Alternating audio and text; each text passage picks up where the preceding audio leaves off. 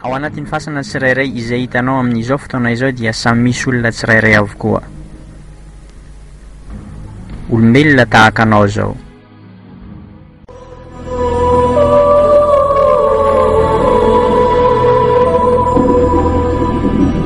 Tamin'izy ireo mbola velona dia mba nijery télé sy vidéo tahakanao zao.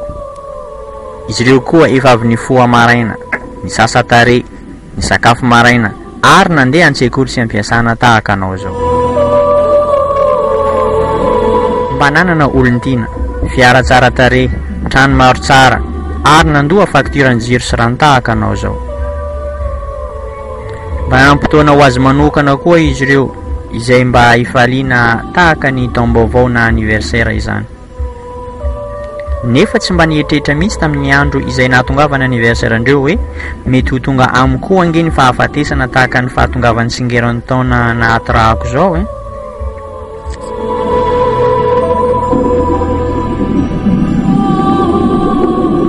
Ny fanahy rehetra dia tsy maintsy manandrana ny fahafatesana, ary rehefa aveo dia ho aty aminay no alehanareo. Korany masina toko 7 andiny faha 7.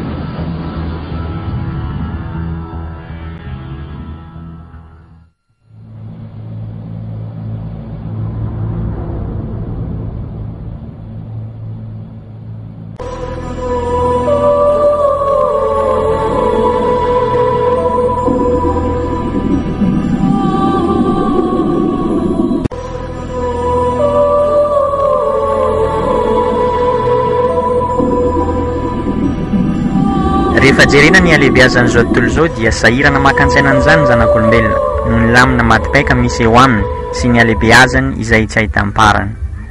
Ireo manam-pahaizana astronome manombantombana fa eo amin'ny 300 miliara ny isan'ireo galaxie ireo na vondron-kintana misy ao anatin'izao tontolo izao. Tafiditra ao anatin'ny isa io ny voie lactée na ilay vondron-kintana misy antsika zanak'olombelona. Nefa ao anatin'ny voie lactée dia manana kintana tsy latsaka ny 250 miliara, ary anisan'izany masoandro izay hitantsika izao. Raha fehezina izany dia betsaka lavitra ny isan'ny kintana ao anatin'izao tontolo izao raha ampiarina amin'ny fasika rehetra amin'ny morontsiraka maneran'ny tany. Ary io masoandro hitantsika isan'andro io dia iray amin'ireo pitika fasika ireo. Ny tany izay iainantsika ity dia mbo tsy azo ampiarina amin'ny alehibeazan'izao tontolo izao izay tsy hita farany. Mba jereo amin'izany, aiza ho aiza ianao kely balitaka io eo anatrehany izany rehetrarehetra izany.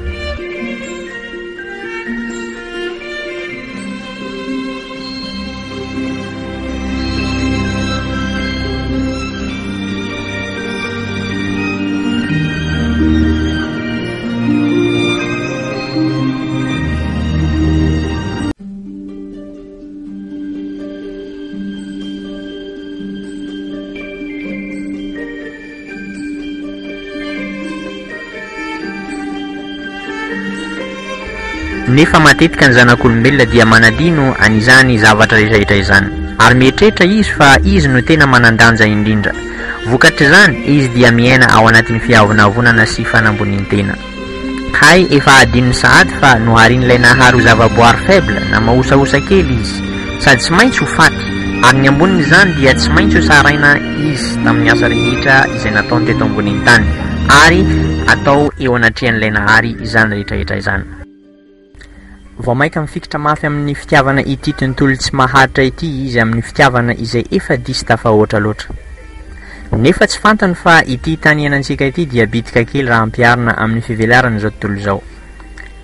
Na dia eo aza ny fifikiranao amin'ity fiainana mandalo ity dia tsy maintsy ho faty ianao, na hoela izany na hoaingana. Ary alevina ao anatin'ny lavaka kely amin'ity tany ity ianao, no sady hadin'olona vetivety kely ny fisianao teto ambonin'ny tany.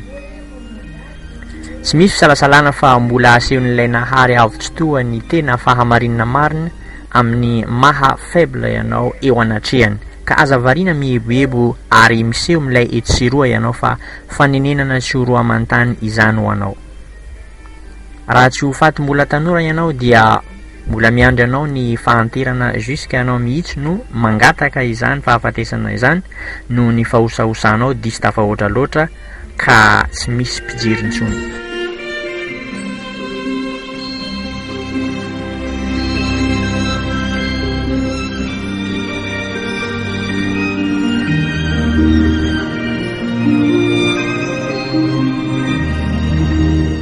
Ny ankabetsahan'olombelona dia mandany fotoana eto sy roa, nefa ny fotoana dia mandeha ihany. Ny volana sy ny taona dia mandeha tahak'indray mipimaso, nefa amin'ny antony tsy dia misy loatra. Ny olombelona dia moa tsara sy mahafantatra an'izany rehetrarehetra izany.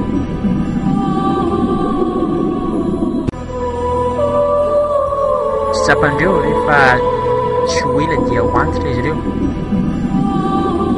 Raha jerena mantsy ny fahatanorantsika dia tena miserana fotsiny izany. Saika olon-drehetra no mino ao am-pony fa tsy maintsy ho antitra daholo ny rehetra, nefa ny tanora dia mieritreritra fa mbola ela izany fotoana izany.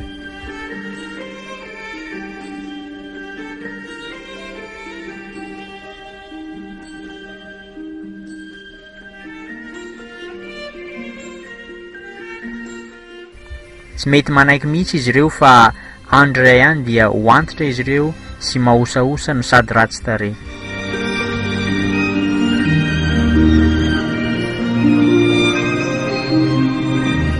Mba jereo kely ange ireto olona roa amin'ny sary reto, tsara tarehy, malama koa, ary mbola matanjaka tsara koa ireo nify rehetra. Nefa misy zavatra iray goavana no tsy fantatsika. Ireo sary roa ireo dia nalaina tamin'ny taona 1955. Tamin'ny fotoana izay nakana ireo sary roa ireo dia tsy mba nieritreritra mihitsy izy ireo fa mbola ho lasa ratsy tarehy sy mahosahosa ary malemilemy tahaka izao. Nefa 50 taona aty aoriana dia mipetraka amin'izay izao ny fanontaniana hoe aiza ilay bogosité sy beauté n'ireo olona roa ireo.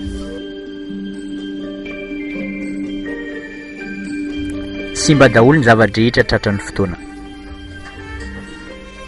Izany tranga zany dia lalàna efa napetraka n'ilay nahary n'izao tontolo izao, na tianao na halanao zany. Raisy fotsiny ohatra ity orange na voasary iray ity, izay tsara tarehy no sady mampilendalenda.